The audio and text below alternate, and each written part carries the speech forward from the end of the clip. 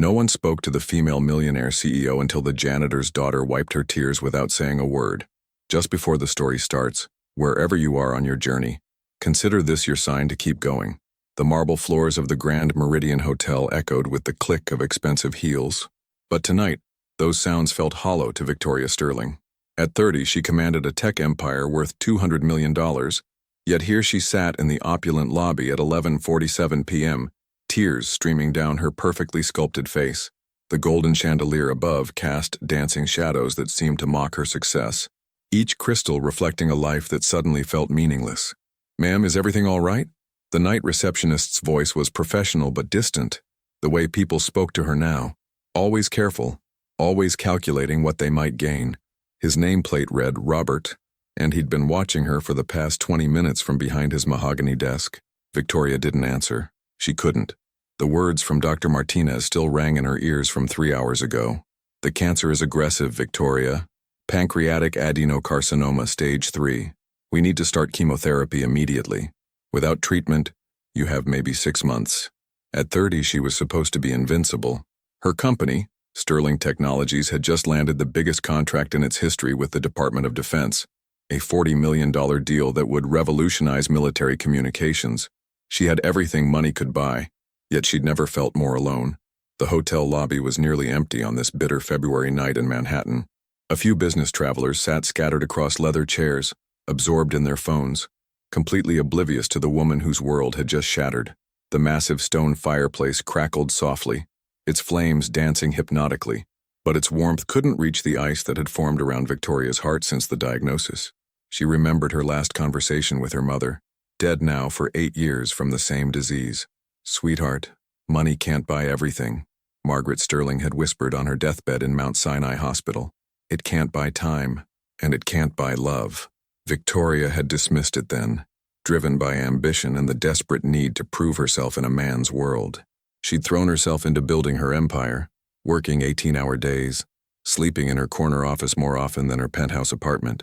Now, those words haunted her like a curse she couldn't escape. The irony wasn't lost on her. She'd built a fortune creating technology that connected people across the globe, yet she had no one to call, no one who would care if she disappeared tomorrow. Her phone, a prototype from her own company worth more than most people's cars, sat silent beside her Hermès purse. A soft sound made her look up through blurry eyes. A small figure approached, a little girl with chocolate-brown pigtails, maybe 5 years old, wearing a simple pink dress that had clearly been washed and mended countless times. The child's dark eyes held a wisdom that seemed impossible for her age, and she moved with the quiet confidence of someone who'd learned to navigate adult spaces carefully. Without saying a word, the little girl reached into her tiny pocket and pulled out a crumpled tissue, the kind that comes in cheap dispensers, not the imported Egyptian cotton ones Victoria was accustomed to. She gently touched Victoria's cheek, wiping away tears that Victoria hadn't even realized were still falling, her small fingers as gentle as butterfly wings. "My daddy says crying makes the hurt come out so healing can come in," the child whispered in a voice like summer rain, her words carrying the unconscious poetry that only children possess. Victoria stared, speechless. When was the last time anyone had touched her with such pure, unconditional kindness? When had anyone last offered comfort without expecting something in return?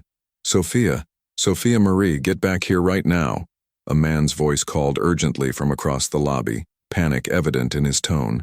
Marcus Washington hurried across the marble floor, his blue janitorial uniform still damp with cleaning solution from the evening's work on the 15th floor executive suites. At 33, his broad shoulders carried more than just the weight of mop buckets and industrial vacuum cleaners. They carried the dreams of a man determined to give his daughter everything he never had, and the grief of losing the love of his life 2 years, 3 months, and 16 days ago. "I'm so sorry, ma'am," Marcus said breathlessly as he reached them, his calloused hands gently taking Sophia's shoulders, the hands of a man who worked with them every day, who'd built playground equipment and fixed broken toys, who'd learned to braid hair from YouTube videos because his little girl deserved to look pretty. "She wandered off while I was finishing up the 20th floor conference room. Sophia, you can't just walk away from Mrs. Chen's desk like that." He stopped mid-sentence when he saw Victoria's tear-stained face under the lobby's golden light, something in her green eyes, a brokenness he recognized from his own mirror during those first months after Jennifer's funeral. made his prepared apology fade away like smoke. "She's fine," Victoria managed, her voice barely above a whisper, rough from crying. She looked down at Sophia, who was still standing close, her small hand resting on Victoria's silk Armani sleeve like she belonged there. She helped me, more than she knows." Marcus studied Victoria's face with the careful attention he'd learned working nights in the hotel. In his 3 years on the cleaning crew at the Grand Meridian, he'd seen plenty of wealthy guests come and go through these marble halls. Most barely acknowledged his existence, looking through him like he was part of the furniture. But this woman seemed different, vulnerable in a way that her expensive clothes and jewelry couldn't hide, broken in a way that money couldn't fix. "Daddy, the pretty lady, was sad," Sophia explained, looking up at her father with those impossibly wise dark eyes she'd inherited from her mother. "Like you were after Mommy went to heaven to be with the angels. Remember? You used to cry when you thought I was sleeping, but I could hear you in the kitchen." Marcus felt his chest tighten like someone had wrapped steel bands around his ribs. Sophia's mother, Jennifer Marie Washington, had died in a car accident on a rainy Thursday evening 2 years ago, when Sophia was just 3. A drunk driver running a red light had stolen his wife, his best friend, his entire future in one devastating moment. Since then, it had been just the two of them against the world. A janitor with a GED and a little girl who saw angels, where others saw only emptiness. He worked the night shift at the hotel from 10 p.m. to 6 a.m., then picked up landscaping jobs during the day whenever he could find them, all to afford their tiny one-bedroom apartment in Queens where Sophia slept on a daybed in the living room and dreamed of becoming a teacher like her mommy had been. "Sometimes grown-ups get sad too, baby girl," Marcus said softly, kneeling to Sophia's level while keeping his eyes respectfully averted from Victoria. He'd learned long ago that people like her, people in $1,000 suits who lived in penthouses, existed in a different universe than people like him. Even when they're all grown up, they still get hurt inside. But Victoria surprised him by speaking directly to his daughter, her voice gentler than he'd expected. "What's your name, sweetheart?" "Sophia Marie Washington," the little girl announced proudly, standing straighter. "I'm 5 3/4 years old. Daddy says I'm going to be really smart like Mommy was. She was a teacher before she went to heaven." Victoria felt something crack deep in her chest. Not the cancer eating away at her pancreas, but something deeper, more fundamental. A wall she'd built brick by brick over years of corporate battles and boardroom betrayals. "That's a beautiful name for a beautiful smart girl," she said, and meant it more than any words she'd spoken in months. Marcus stood slowly, uncertainty written across his features. In his world, conversations with guests, especially wealthy ones crying in hotel lobbies at nearly midnight, simply didn't happen. He was invisible, part of the background, someone who cleaned up messes and emptied trash cans while the important people conducted their important lives. But something about this moment felt different, suspended outside the normal rules. "I should get her home," he said quietly, glancing at the reception desk where Mrs. Chen, the elderly night security coordinator, was pretending not to watch them. "Mrs. Chen keeps an eye on her during my shift, but it's way past Sophia's bedtime. She has preschool tomorrow morning at 9. "Wait," Victoria said suddenly, the word escaping before she could stop it. Both Marcus and Sophia turned back to her and she felt exposed under their gentle attention. Thank you, both of you. I haven't had anyone show me kindness like this in years." Marcus nodded awkwardly, still unsure of the protocol. In his experience, wealthy people didn't thank janitors for anything, let alone for something their children had done. "Come on, Soph. Say goodbye to the nice lady, and then we need to catch the 12:15 subway before the next one isn't until 1 a.m. But Sophia had other plans entirely. She stepped closer to Victoria, tilted her head with the serious expression children wear when they're about to say something they believe is very important, and asked, "Are you sick? You look like Daddy did when he had the big hurt inside after Mommy died. The kind of hurt that lives in your body and makes you cry even when nothing bad is happening right that minute." Victoria's breath caught in her throat like a physical thing. How could this 5-year-old child see what teams of board members, business associates, and supposed friends had missed entirely? How could someone so young recognize the particular grief of facing mortality? "Sophia," Marcus said quickly, embarrassment coloring his voice as he placed a protective hand on his daughter's shoulder. "We don't ask personal questions like that.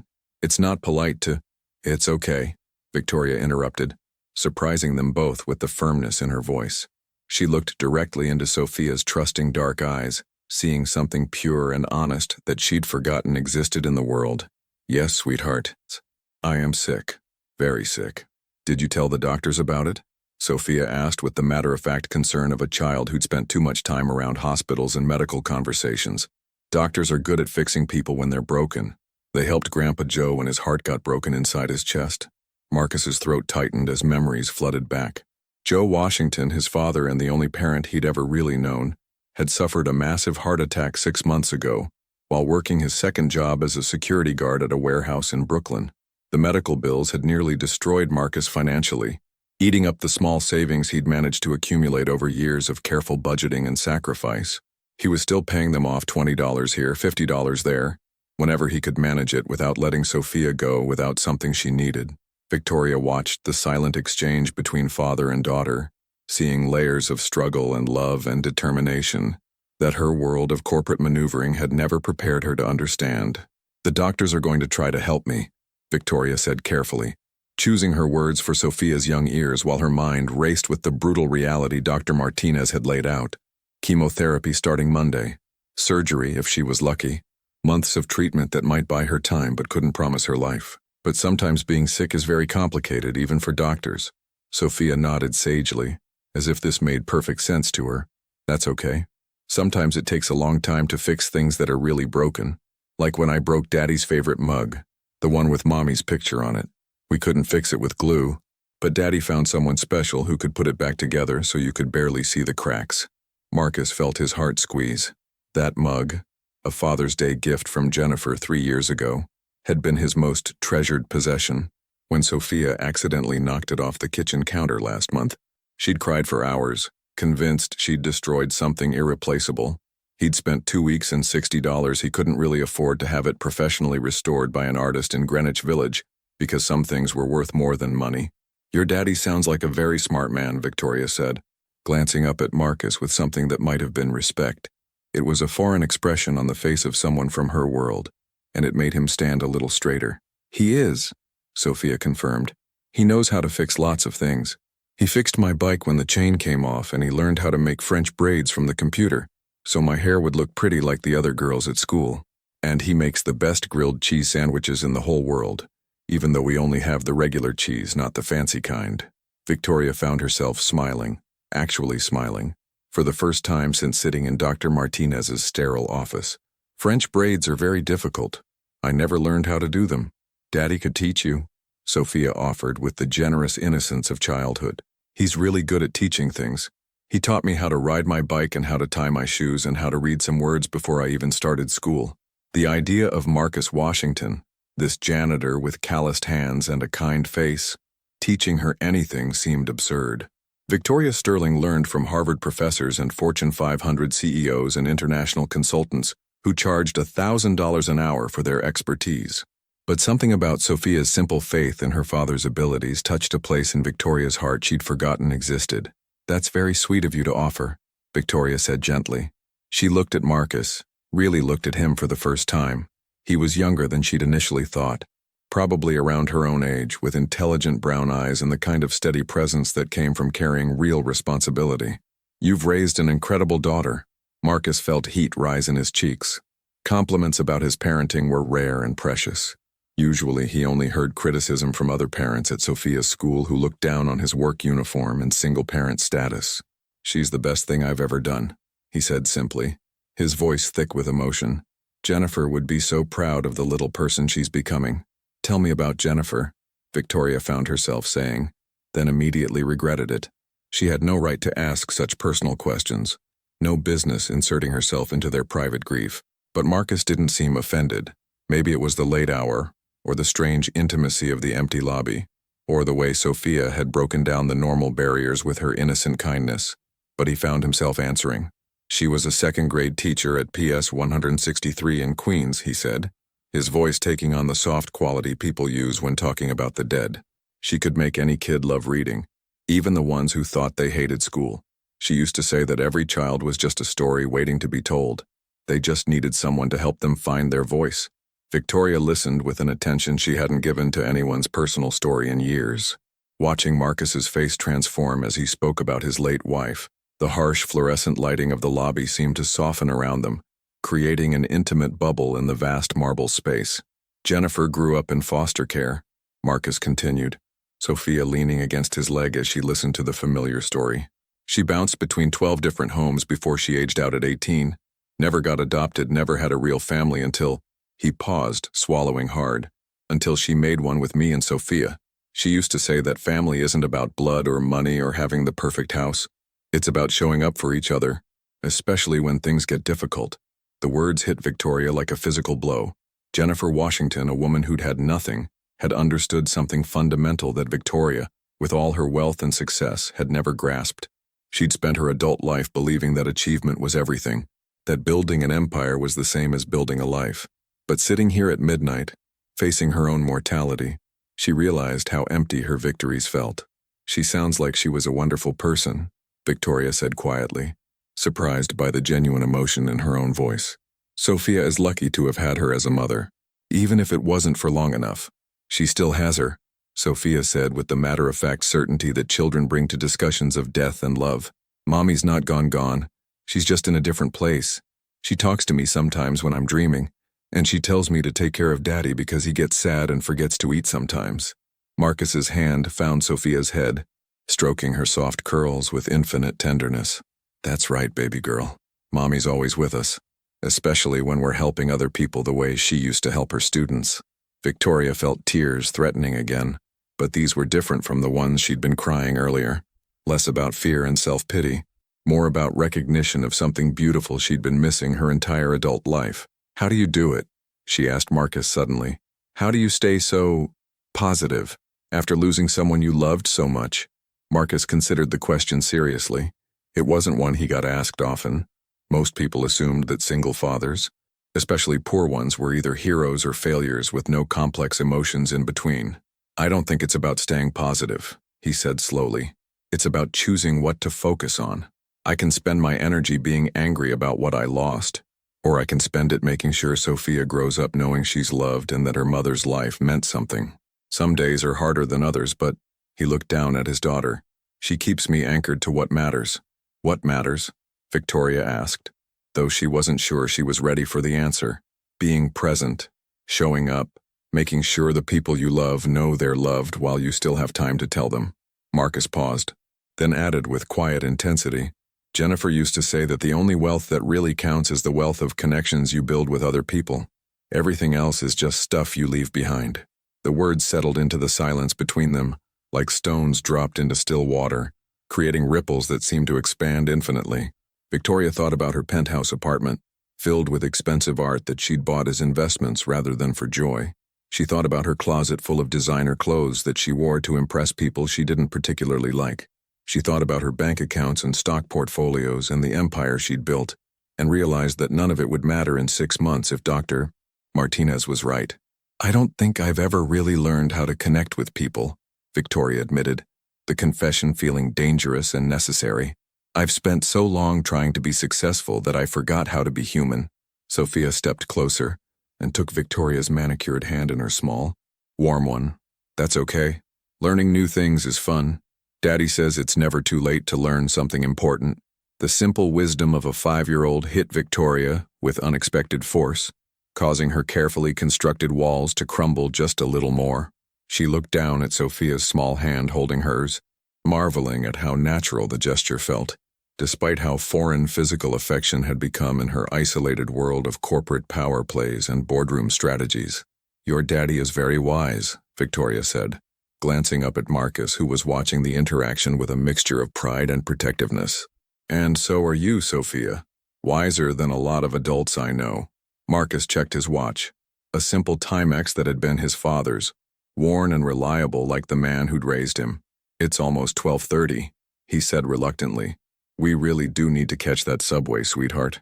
You have school tomorrow, and Mrs. Patterson doesn't like it when kids are sleepy in class. But as Sophia started to step away, Victoria felt a panic she hadn't experienced since childhood, the fear of being left alone again, in a world that suddenly seemed too big and too cold. Wait, she said again, more urgently this time. Would it be possible for me to see you both again? The question hung in the air like something fragile and unprecedented. Marcus stared at her, clearly struggling to process the request. In his experience, wealthy people didn't ask to spend time with janitors and their children. There had to be some angle he wasn't seeing, some hidden agenda. "I don't understand," he said carefully. "Why would you want to see us again?" Victoria felt heat rise in her cheeks as she realized how her request must sound. Strange, possibly condescending, definitely outside the normal boundaries of their respective worlds. Talking to you both tonight, it's the first time in years that I've felt like I was having a real conversation. Not about business deals or profit margins or stock prices, but about things that actually matter. About loss and love and what it means to be human." She took a shaky breath, aware that she was revealing more about herself than she'd intended. "I have cancer, pancreatic cancer. The doctors say I might have 6 months, maybe less.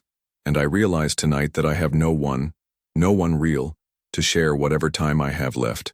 I've built this empire, but I never built a life. I don't even know what that looks like." Marcus felt his worldview shift slightly. He'd assumed her tears were about something fixable, a business deal gone wrong, a relationship problem, the kind of troubles that money could solve. But cancer was different. Cancer was the great equalizer that didn't care about bank accounts or social status. "I'm sorry," he said sincerely. That's really tough. Cancer took my mom when I was 15, so I know how scary that diagnosis can be. The thing is," Victoria continued, emboldened by his understanding, "tonight with Sophia wiping my tears and you both just being so genuine and kind, I remembered what it felt like to be around people who see you as a person instead of a business opportunity. I know this is unusual, and I know we come from completely different worlds, but would you consider letting me spend some time with you? Maybe I could learn from you what Jennifer meant about real wealth being the connections we build." Sophia looked up at her father with hopeful eyes. "Can we, Daddy? She seems really lonely, and Mommy always said we should help lonely people feel better." Marcus found himself at a crossroads he'd never expected to face. Every practical instinct told him to politely decline and walk away. Their lives had nothing in common, and getting involved with wealthy people usually led to complications he couldn't afford. But something in Victoria's eyes reminded him of his own reflection during those first desperate months after Jennifer's death. Lost, afraid, and desperately needing human connection. "I guess we could meet for coffee sometime," he said slowly. "There's a diner near Sophia's school where we go on Saturday mornings. Nothing fancy, but they make good pancakes." Victoria felt something loosen in her chest. Relief, gratitude, and the first flutter of hope she'd experienced since Dr. Martinez's devastating words, "I would love that, more than you know." As they exchanged contact information, Sophia squeezed Victoria's hand one more time. "Don't worry," she whispered. "Things that seem really broken can get better. Sometimes they get better in ways you never expected." Marcus scooped up his daughter, and as they walked toward the hotel's exit, Victoria realized that for the first time in years, she was looking forward to tomorrow. Saturday morning arrived with the kind of crisp March air that promised spring was fighting its way through winter's last stand. Victoria Sterling sat in her black Tesla outside Murphy's Diner on Northern Boulevard in Queens, staring at the modest establishment through her tinted windows. The contrast between this world and her usual Saturday brunches at the plaza couldn't have been starker. Cracked sidewalks instead of marble steps, hand-painted signs instead of gold lettering, working families instead of Manhattan's elite. She'd spent 3 sleepless nights since their encounter at the hotel, replaying every word of their conversation, while chemotherapy brochures sat unopened on her kitchen counter. Dr. Martinez had called twice. His secretary had called 4 times, and her business partner David Chen had left increasingly frantic voicemails about the board meeting she'd missed on Thursday. But for the first time in her adult life, Victoria found herself caring more about a coffee date with a janitor and his 5-year-old daughter than about quarterly projections and market dominance. Through the diner's steamed windows, she could see Marcus and Sophia already seated in a corner booth, Sophia's legs swinging freely as she colored in what appeared to be a children's menu. Marcus was reading a newspaper, an actual paper newspaper, while occasionally glancing up to answer whatever questions his daughter was asking. The scene was so perfectly ordinary, so beautifully mundane that Victoria felt like an anthropologist observing a foreign culture. Her phone buzzed insistently. David Chen's name flashed on the screen for the 7th time that morning. She declined the call and turned off the phone entirely, a gesture that would have been unthinkable just a week ago. Victoria Sterling was always available, always connected, always ready to make the decision that would move Sterling Technologies forward. But sitting outside this diner, she realized that Empire felt as distant as the moon. Taking a deep breath that did nothing to calm her racing heart, Victoria stepped out of her car and walked toward the diner's entrance. She'd chosen her outfit carefully, dark jeans that cost more than Marcus probably made in a week, but jeans nonetheless, paired with a simple cashmere sweater and boots that were expensive but understated. She wanted to fit in, though she suspected that goal was impossible regardless of what she wore. The bell above the door chimed as she entered, and the warm smell of bacon grease and coffee enveloped her like a hug. The interior was exactly what she'd expected: vinyl booths with small tiers repaired with duct tape, formica tables with coffee ring stains, and walls covered with faded photographs of local high school sports teams and community events. It was the kind of place where everyone knew everyone, where regulars had their own coffee mugs, where the waitresses called customers honey, and meant it. Sophia spotted her first and waved enthusiastically, nearly knocking over her orange juice in her excitement. Victoria, Victoria, you came. Daddy, she really came. Marcus looked up from his newspaper and Victoria caught something in his expression, relief, maybe, or surprise that she'd actually shown up. He stood as she approached their table, a gesture of politeness that seemed as natural to him as breathing. I wasn't sure you'd come, he said honestly, gesturing for her to sit across from them. When I gave you the address, I thought maybe you'd change your mind when you saw the neighborhood. Why would I change my mind? Victoria asked, sliding into the booth and immediately noticing how the worn vinyl felt different from the leather seats she was accustomed to. You invited me for coffee and pancakes. This looks like exactly the right place for coffee and pancakes. Sophia beamed at her response. Daddy makes the best pancakes at home, but these ones are really good too. And they have whipped cream that comes in a can, like a science experiment. A waitress appeared at their table, a woman in her 50s with kind eyes and comfortable shoes, wearing a name tag that read Dolores. She poured coffee into Victoria's cup without being asked, the gesture so automatic it was clearly second nature. What can I get you, honey? Dolores asked Victoria, her voice carrying the warm efficiency of someone who'd been serving coffee and comfort for decades. Victoria glanced at the laminated menu, overwhelmed by options she'd never encountered in her usual restaurants. No truffle oil, no organic free-range anything, no foam art or single-origin beans, just eggs and pancakes and simple food prepared with care. I'll have what they're having, Victoria said, nodding toward Marcus and Sophia. Pancakes, scrambled eggs, and turkey bacon coming right up, Dolores confirmed, refilling Marcus's coffee without him having to ask. Sophia, you want your usual extra whipped cream on those pancakes? Yes, please, Sophia giggled. And can Victoria have extra whipped cream too? It makes everything taste like birthday cake. As Dolores walked away with their order, Victoria found herself studying the dynamic between Marcus and his daughter with growing fascination. There was an ease between them, a natural rhythm of conversation and affection that spoke of time spent together, of attention paid and love freely given. Sophia chattered about her coloring page, a castle where a brave princess saved herself, while Marcus listened with the kind of focused attention that Victoria had rarely received even in the most important business meetings. Tell me about your week, Marcus said to Victoria, and she realized it was the first time anyone had asked her that question in months without wanting something specific in return. Victoria hesitated, unsure how to answer. Should she mention the panic attacks that had started Tuesday night? The way she'd stood in her empty penthouse at 3 a.m., wondering what the point of all her success had been. The fact that she'd written and deleted a dozen emails to Dr. Martinez, unable to bring herself to schedule the chemotherapy that might save her life. It's been complicated, she said finally. Marcus studied Victoria's face across the table, noting the careful way she chose her words and the shadows under her eyes that expensive concealer couldn't quite hide. He recognized the look of someone carrying a burden too heavy to share easily. He'd worn that expression himself for months after Jennifer's death, when well-meaning people asked how he was doing, and he had to decide between honesty and politeness. Complicated how? He asked gently, stirring sugar into his coffee while Sophia continued working on her coloring page, completely absorbed in selecting the perfect shade of purple for the princess's dress. Victoria found herself caught off guard by the directness of the question. In her world, complicated was usually code for don't ask, a polite way of deflecting curiosity without causing offense. But Marcus's question felt different. Not invasive, but genuinely interested, as if he actually wanted to understand her answer.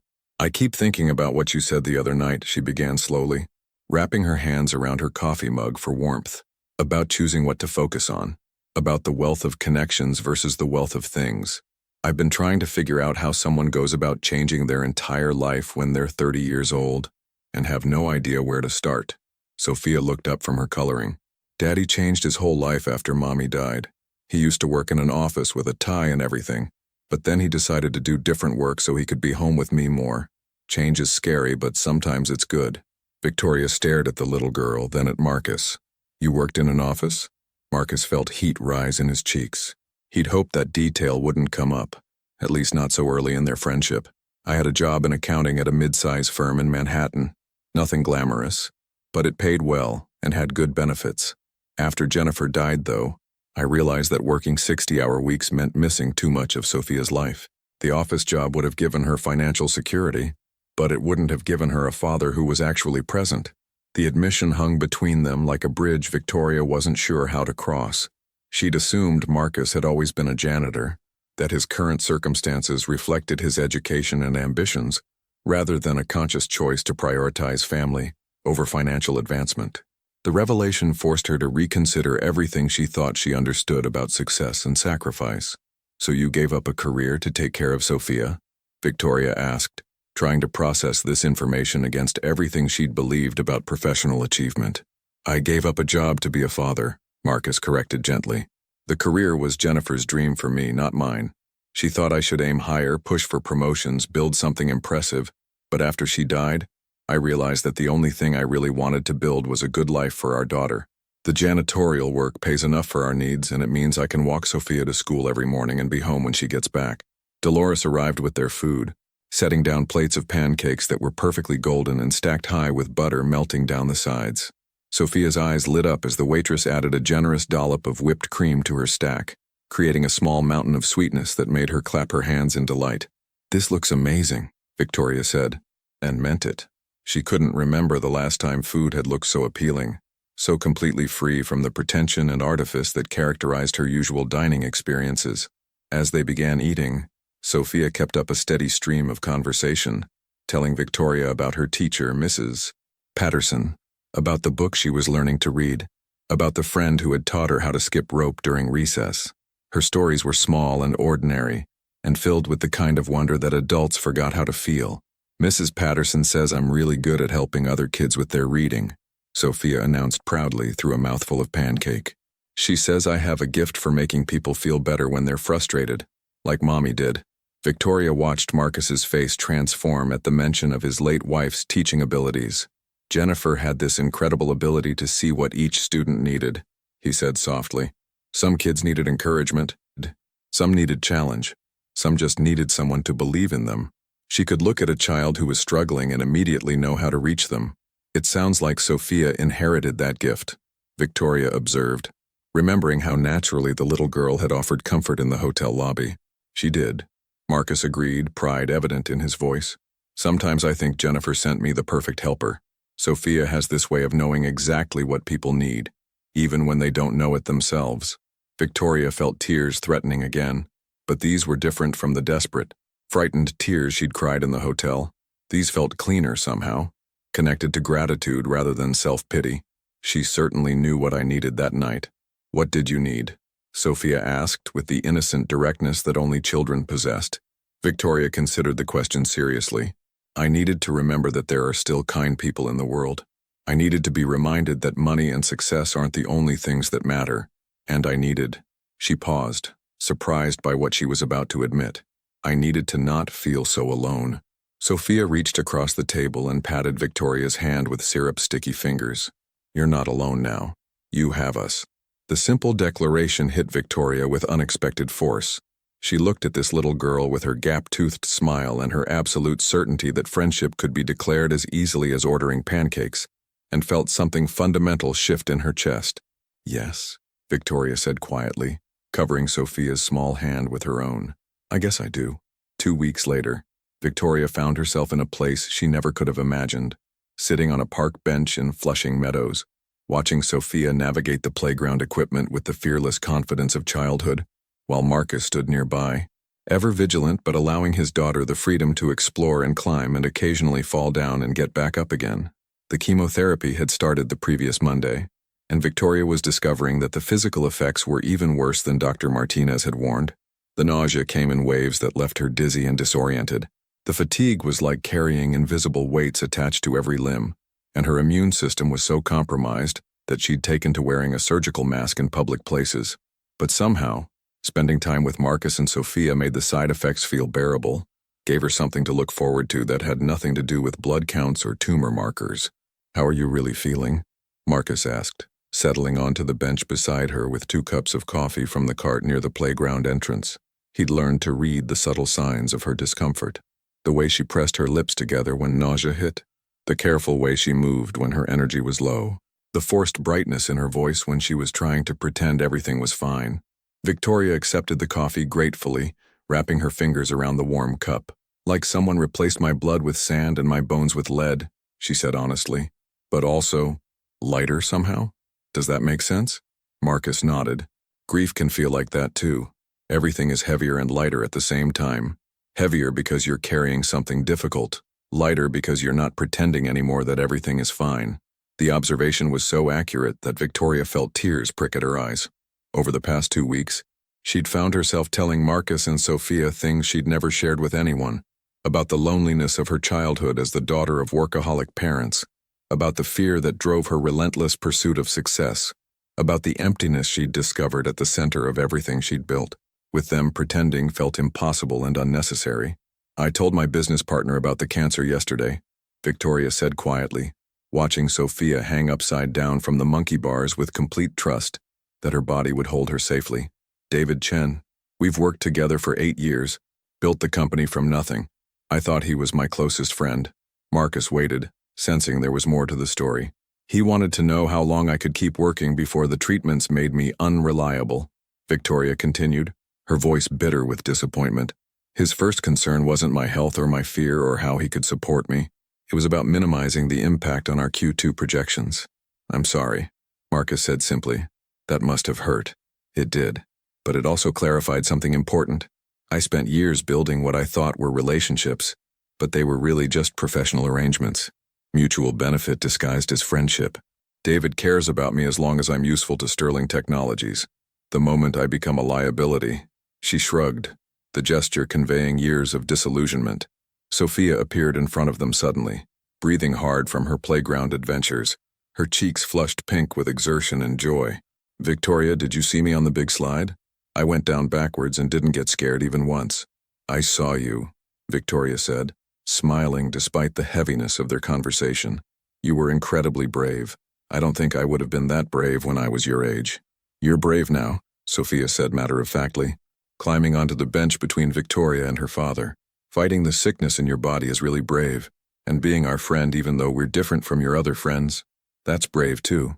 Victoria felt her breath catch. Out of the mouths of babes, she thought, marveling at how this child could cut straight to the heart of things that adults spent years learning to understand. "Speaking of being different," Marcus said carefully, "I should probably tell you something about why I really left the accounting job." Victoria turned to look at him, noting the tension that had crept into his shoulders. "You don't have to tell me anything you don't want to share." "I want to," Marcus said, "but it might change how you see me, and I guess I'm scared of losing this friendship before it really has a chance to grow." Sophia leaned against her father's arm, offering silent support in the way children do when they sense adult anxiety without fully understanding its source. "I was fired," Marcus said quietly. "Not for poor performance or attendance issues, but because I made a mistake. A big one. I was processing the books for one of our major clients, and I missed a discrepancy in their quarterly reports. It turned out they were embezzling funds, not huge amounts, but enough to matter. When the irregularities were discovered during an audit, my supervisors blamed me for not catching it sooner." Victoria listened without judgment, recognizing the shame in his voice, and remembering her own professional failures and the fear that had driven so many of her decisions. "The truth is, I probably should have caught it," Marcus continued. "I was distracted, grieving, trying to handle Jennifer's medical bills and take care of Sophia, and still do my job at the level they expected. Something had to give, and it was my attention to detail. But instead of acknowledging that I was struggling and needed support, I tried to handle everything alone. Pride, I guess. What happened to the client? Victoria asked. They were prosecuted and had to pay restitution. But my firm lost a major account and they needed someone to blame. Since I was the one who'd missed the warning signs, I became the scapegoat. They couldn't fire me immediately because of the circumstances, losing my wife, having a young child, but they made it clear that my future there was limited. Marcus paused, gathering courage for the hardest part of his story. The worst part wasn't losing the job. It was realizing that I'd been so focused on providing for Sophia financially that I'd almost missed providing for her emotionally. Those last months at the accounting firm, I was working late every night, stressed about performance reviews, bringing that anxiety home with me. Sophia needed her father to be present, not just financially stable. Victoria found herself thinking about her own relationship with work, about the nights she'd slept in her office, and the weekends she'd spent reviewing contracts instead of, what? She'd never had anyone who needed her presence the way Sophia needed Marcus. So you chose her over the career, Victoria said. I chose us over everything else, Marcus corrected, and it was the best decision I ever made. April arrived with the kind of surprising warmth that made New Yorkers shed their winter coats and remember why they loved their city despite everything else. Victoria sat in the passenger seat of Marcus's aging Honda Civic, watching the familiar landmarks of Manhattan give way to the suburban neighborhoods of Long Island. They were driving to visit Marcus's father, Joe Washington, and Victoria had been nervous about the meeting for days. The chemotherapy was taking its toll more aggressively now. Victoria had lost 15 pounds and most of her hair, which she'd covered with an expensive silk scarf that Sophia had declared prettier than a princess crown. Her energy came in unpredictable waves, and some days she could barely manage to get dressed, let alone maintain the facade of running Sterling Technologies. She'd finally taken a medical leave of absence, turning daily operations over to David Chen with a mixture of relief and terror. Tell me about your father again, Victoria said, adjusting the air conditioning vent away from her face. The smell of the car, a mixture of coffee, Sophia's apple juice boxes, and Marcus's aftershave, had become comforting to her, representing the real world she'd discovered existed outside her penthouse and corporate boardrooms. Dad's been living in the same house in Levittown for 35 years, Marcus said, glancing in the rearview mirror at Sophia, who was absorbed in a picture book. He worked construction until his heart attack, raised me alone after my mom died when I was 12. He's direct, sometimes brutally honest, but he has this way of seeing straight through to what matters. Sophia looked up from her book. Grandpa Joe makes the best chocolate chip cookies in the world. And he taught me how to play checkers. He says I'm almost smart enough to beat him, but not quite yet. Victoria smiled at the little girl's confidence. Over the past month, Sophia had become a constant source of wonder and wisdom, her observations about life cutting through Victoria's carefully constructed defenses with the precision of a surgeon's scalpel. The child had an uncanny ability to ask exactly the right questions at exactly the right moments, as if Jennifer's spirit was indeed guiding her daughter's intuitive understanding of human nature. Is he going to like me? Victoria asked, and immediately felt foolish for the question. She was 30 years old, worth millions of dollars, and commanded rooms full of powerful executives. Yet she was worried about impressing a retired construction worker. He's going to see right through any pretense to who you really are, Marcus said honestly. Dad doesn't care about money or status or any of that. He cares about character, about how people treat others when they think no one important is watching. The observation made Victoria uncomfortable because she wasn't sure what Joe Washington would see when he looked at her. The woman who'd built Sterling Technologies had been ruthless when necessary, calculating in her business relationships, willing to sacrifice personal connections for professional advancement. But the woman sitting in this Honda Civic, wearing jeans and a simple sweater, holding hands with a 5-year-old who saw angels where others saw emptiness, who was she? They pulled into the driveway of a modest ranch house with a meticulously maintained front yard and flower boxes under every window. An older man emerged from the front door before they'd even gotten out of the car, tall and lean like Marcus, with silver hair and kind eyes that held the same steady presence Victoria had come to associate with his son. There's my favorite granddaughter, Joe Washington called out, arms spread wide as Sophia ran to him with the abandon of unconditional love. Grandpa Joe, we brought Victoria to meet you, Sophia announced as Joe scooped her up in a hug that lifted her feet off the ground. She's the one I told you about, the one who was sad at Daddy's work. Joe set Sophia down gently and turned his attention to Victoria, studying her with the frank assessment of someone who'd learned to read people accurately over 7 decades of life. She felt exposed under his gaze, as if he could see past her expensive clothes and careful makeup to the frightened woman underneath. "So you're the famous Victoria," Joe said, extending a calloused hand that enveloped hers completely. "Sophia's told me a lot about you. Says you're learning how to be a real friend." The directness of the statement caught Victoria off guard. "I'm trying to," she said honestly. "Your son and granddaughter are excellent teachers." Joe nodded approvingly. "Good answer. Come on inside. I made iced tea and Sophia's favorite cookies, though I suspect she'll want to show you her checkers skills before we eat anything." The interior of Joe's house was exactly what Victoria had expected. Comfortable furniture that had been chosen for durability rather than style. Walls covered with family photographs spanning decades, and the kind of lived-in warmth that money couldn't buy. Every surface told a story. Marcus's high school graduation photos, Sophia's artwork held to the refrigerator with magnets, Jennifer's teaching certificate framed and hung in a place of honor. "Sit," Joe said, gesturing to a well-worn recliner while he settled into its twin. "Marcus, take Sophia out back and show her how the tomatoes are coming along. Victoria and I need to have a conversation." Victoria felt her heart rate increase as Marcus and Sophia disappeared through the sliding glass door to the backyard. She'd faced hostile board members and aggressive competitors, but something about Joe Washington's steady attention made her feel like she was about to undergo the most important interview of her life. "My son tells me you're sick," Joe said without preamble. "Cancer." "Yes," Victoria said simply, recognizing that elaborate explanations would be wasted on this man. "That's rough. Lost my wife to breast cancer when Marcus was just a boy. Watched her fight for 2 years before she finally let go." Joe's eyes grew distant with memory. "Worst thing about cancer isn't the dying. It's the way it makes you question everything you thought you knew about living." Victoria felt tears threaten. "Yes, exactly that. Marcus also tells me you're rich. Successful businesswoman, built some kind of technology company from nothing." "That's right." Joe leaned forward in his chair, fixing her with a look that seemed to see straight into her soul. "Here's what I want to know. Are you spending time with my family because you're lonely and scared and they're convenient? Or because you genuinely care about them as people?" The question hit Victoria like a physical blow. She opened her mouth to protest, to assure him that her feelings were genuine, but stopped when she realized he deserved a more thoughtful answer than reflexive defensiveness. "Both, I think," she said finally. I was lonely and scared when Sophia found me crying in that hotel lobby, but caring about them, that happened so naturally I didn't even realize it was occurring until it was already done. They've become," she struggled for the right words, "they've become the most important part of my life. More important than my company, more important than my reputation, more important than anything I thought mattered before I got sick." Joe studied her face for a long moment, then nodded slowly. "Good, because that little girl in my backyard has already lost one important woman in her life. She doesn't need another one disappearing when things get complicated." "I'm not going anywhere," Victoria said with quiet intensity.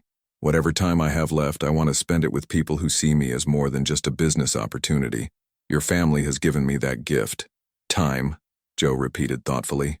"Funny thing about time, most people think they need more of it, but what they really need is to use what they have better. Cancer teaches you that lesson whether you want to learn it or not." Through the sliding glass door, Victoria could see Marcus and Sophia examining tomato plants, their heads bent together in serious consultation about something that was clearly very important to a 5-year-old's understanding of gardening. "They're good people," Joe said, following her gaze. "Marcus gave up a lot to be the father Sophia needed after Jennifer died. Not many men would have made that choice. He told me about the accounting job." "Did he tell you about the sacrifices?" Joe asked. "The nights he ate peanut butter sandwiches so Sophia could have real meals? The way he sold Jennifer's engagement ring to pay for her preschool tuition? The job interviews he turned down because they would have required travel?" Victoria felt her chest tighten. Marcus had never mentioned these details, had never presented himself as a martyr or asked for sympathy. "No, he didn't tell me any of that, because that's not who he is. Marcus doesn't keep score of his sacrifices. He just makes them and moves forward. But I want you to understand what you're dealing with here. This isn't a man who makes commitments lightly, and it's not a family that opens their hearts casually. If you're going to be part of their lives, you need to be all in." The weight of Joe's words settled over Victoria like a blanket, warm and heavy and slightly overwhelming. She thought about the relationships she'd maintained throughout her adult life. Careful, calculated, always with an exit strategy. But sitting in this living room, looking at pictures of a family who'd learned to hold tightly to what mattered, she realized that some commitments were meant to be permanent. "I understand," Victoria said quietly, "and I'm all in." The call came at 3:17 a.m. on a Tuesday in late May, jolting Victoria from the restless sleep that had become her new normal. Marcus's name appeared on her phone screen, and she answered immediately, her heart racing with the kind of dread that only comes with middle-of-the-night phone calls. "Victoria, I'm sorry to wake you, but I need help." Marcus's voice was tight with controlled panic. "Sophia's running a high fever, 104 degrees, and she's been vomiting for the past hour. I'm at Queen's General Emergency Room, but they're backed up and we've been waiting for 2 hours. She's asking for you." Victoria was already pulling on clothes before Marcus finished speaking. "I'll be there in 20 minutes. Have you been able to speak with a doctor yet? They said it could be another hour before anyone can see her properly. The triage nurse thinks it might be food poisoning or a stomach virus, but with her fever this high," Marcus's voice broke slightly, "I keep thinking about all the times Jennifer brought sick kids to the hospital when she was teaching. She always said the waiting was the worst part. Keep her hydrated if you can and try to stay calm," Victoria said, grabbing her keys and heading for the elevator. "Children pick up on parental anxiety, and Sophia needs you to be steady right now. I'm on my way." The drive to Queen's General felt endless despite the empty roads. Victoria found herself praying to a God she hadn't spoken to since childhood, making bargains and promises with the desperation of someone who'd already lost too much and couldn't bear to lose more. Sophia had become the bright center of her new world, the child who'd taught her what unconditional love looked like, and the thought of anything serious being wrong felt like facing a second cancer diagnosis. She found them in the emergency room waiting area, Marcus pacing anxiously while Sophia lay curled up on his lap, pale and listless in a way that made Victoria's heart clench.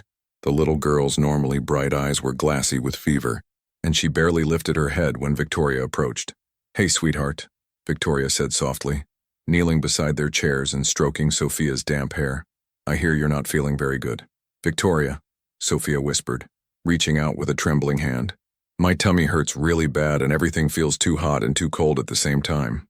"I know, baby. That's what happens when your body is fighting off germs," Victoria said, taking Sophia's small hand in both of hers. "But you know what? You're in exactly the right place to get better. The doctors here are going to figure out what's making you sick and fix it." Marcus watched the interaction with a mixture of gratitude and something deeper, a recognition that Victoria's presence was as much for his benefit as for Sophia's.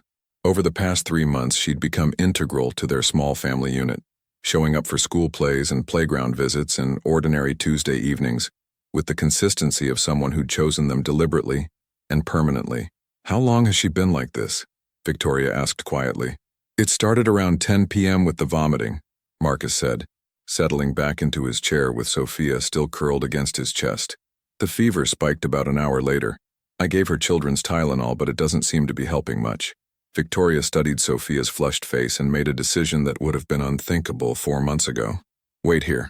I'll be right back." She walked directly to the reception desk where a harried-looking nurse was fielding complaints from other waiting families. "Excuse me, I need to speak with someone about Sophia Washington. She's 5 years old, running a 104-degree fever, and has been waiting over 2 hours to see a doctor." "Ma'am, I understand your concern, but we're triaging based on severity of symptoms," and Victoria pulled out her phone and dialed a number she'd hoped never to use for personal reasons. "Dr. Martinez? It's Victoria Sterling. I know it's late, but I need a favor. I'm at Queen's General with friends of mine, a 5-year-old with a high fever who's been waiting hours for medical attention. Is there anyone you know here who could expedite things?" The conversation was brief but effective.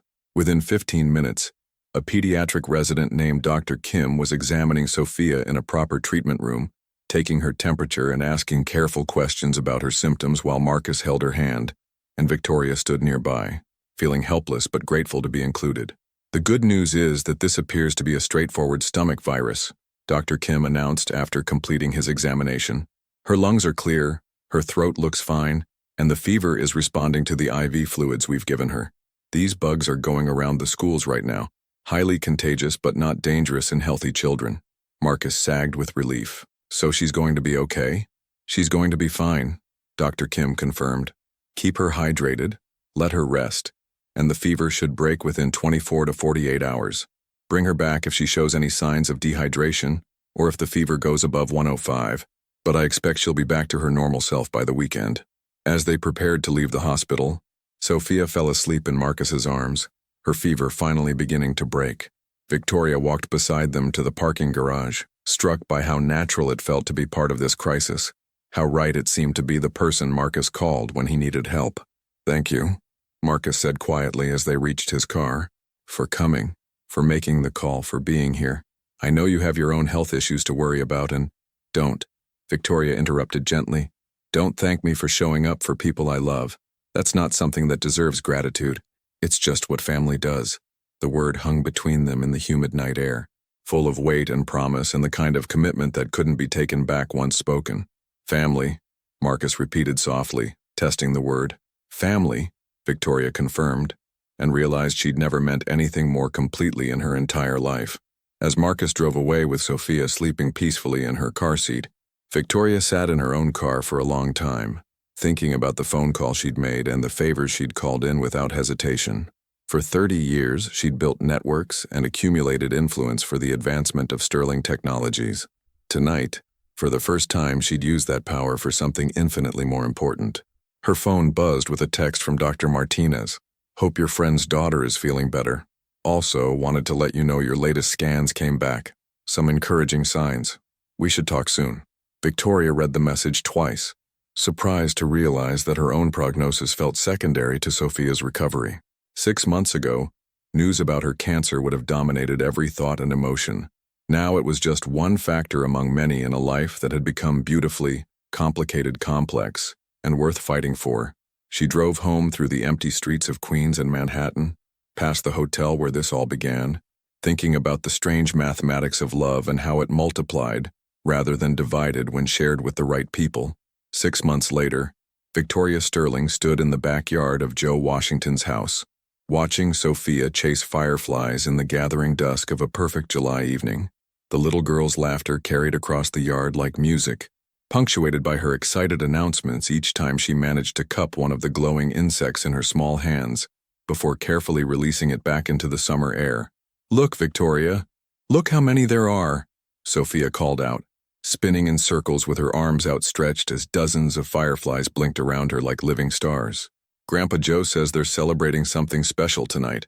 Victoria smiled, her hand unconsciously moving to touch the silk scarf that covered her slowly growing hair. The latest scan results had been beyond anything Dr. Martinez had dared to hope for. The tumors had shrunk dramatically, her cancer markers were at the lowest levels since diagnosis, and the word remission had been spoken for the first time in 8 months.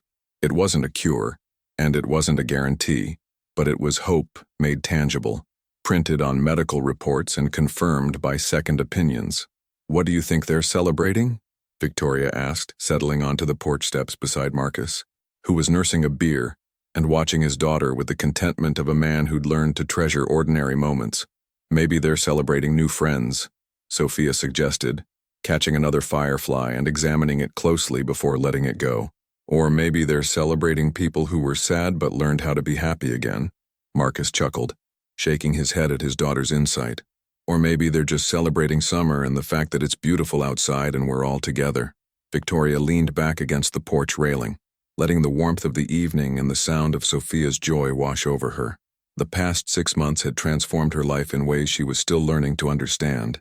Sterling Technologies was thriving under David Chen's leadership, though Victoria had made it clear she would never again prioritize the company over the relationships that actually mattered. She'd sold her penthouse and bought a smaller apartment in Queens, 20 minutes from Marcus and Sophia's place, close enough to be part of their daily lives but far enough to maintain healthy boundaries. "I have something to tell you both," Victoria said, her voice carrying a mixture of nervousness and excitement that made Marcus look at her with sharp attention. "I got some news today." Sophia stopped chasing fireflies and ran over to them, sensing the importance of whatever announcement was coming. She climbed onto the porch steps between Victoria and her father, looking up at Victoria with expectant eyes. "Remember how we talked about the medicine helping to fight the sickness in my body?" Victoria began, choosing her words carefully for Sophia's understanding while Marcus watched her face intently. Well, the doctors did some new tests and they found out that the medicine is working even better than they hoped it would. Does that mean you're getting better? Sophia asked, her voice filled with the kind of hope that children invest in outcomes they believe adults can control through sheer determination. It means I'm getting much better, Victoria confirmed, feeling tears of gratitude threaten as she spoke the words aloud. The doctors think that with continued treatment, I have a very good chance of being healthy for a very long time. Maybe even, she paused, still afraid to say it, maybe even a normal lifespan. Marcus set down his beer and turned to face her fully, his eyes bright with emotion.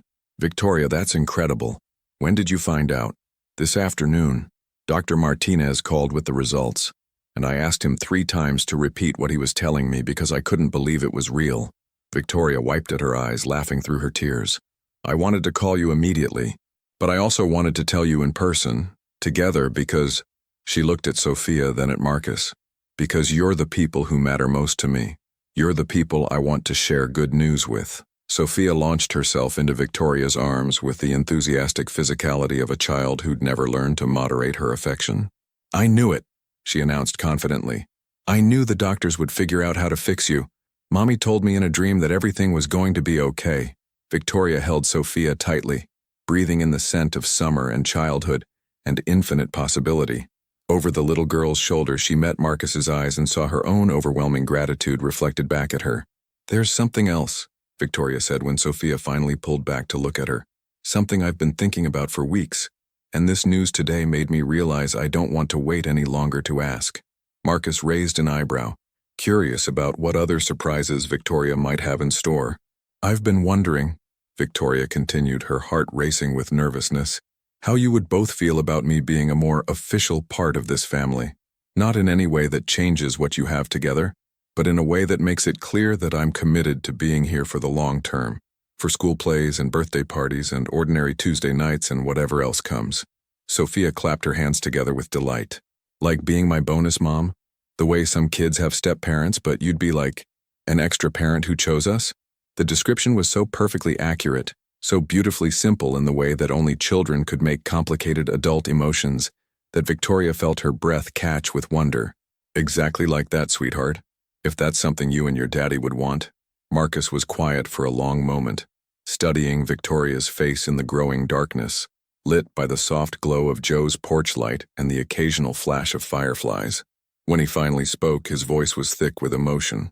Jennifer used to say that family isn't just about the people you're born to. It's about the people who show up for you when showing up is difficult, he said softly. You've shown up for us in ways I never expected, ways that go far beyond friendship or obligation. Sophia loves you. I love you. And Dad thinks you hung the moon. If you want to be part of this family officially, then we want that too. Victoria felt a completeness she'd never experienced before, a sense of belonging that had nothing to do with achievement or accumulation, and everything to do with choice and commitment and the daily decision to love people well. Then it's settled, she said, pulling both Marcus and Sophia into a hug that felt like coming home. We're family. Joe appeared in the doorway behind them, having clearly been eavesdropping on their conversation with the shameless curiosity of a grandfather who cared deeply about his family's happiness. About time, he said gruffly, though his eyes were bright with approval. I was wondering when you two would figure out what Sophia and I already knew months ago. As the evening deepened and the fireflies continued their ancient dance, Victoria Sterling, successful businesswoman, cancer survivor, and newly minted bonus mom, sat on Joe Washington's porch steps surrounded by the people who'd taught her that the only wealth that really mattered was the wealth of connections built with intention, maintained with care, and deepened through the simple act of showing up for each other day after day, for as long as life allowed. The little girl who'd wiped her tears in a hotel lobby 8 months ago had given her everything she'd never known she needed: a family, a purpose, and the understanding that sometimes the most important journeys begin not with a destination in mind, but with a 5-year-old's fearless belief that broken things can always be healed with enough love and patience and the willingness to try. In the distance, the city hummed with its eternal rhythm of ambition and achievement, but here in this backyard in Levittown, surrounded by fireflies and laughter and the quiet contentment of people who'd chosen each other deliberately and permanently, Victoria finally understood what her mother had tried to tell her all those years ago. The best things in life couldn't be bought or built or achieved. They could only be received with gratitude and protected with fierce devotion, and shared with the kind of generous love that multiplied rather than diminished when given freely. And as Sophia fell asleep in her lap while Marcus and Joe discussed tomorrow's plans for building a new swing set, Victoria Sterling realized that she'd finally learned the most important lesson of all. Home wasn't a place you owned, but a collection of people who saw you clearly, loved you anyway, and showed up faithfully, creating a safe harbor in the storm of an uncertain world. The fireflies continued their ancient celebration around them, and Victoria smiled, knowing that whatever challenges lay ahead, she would face them surrounded by the family she'd chosen, and who had chosen her in return.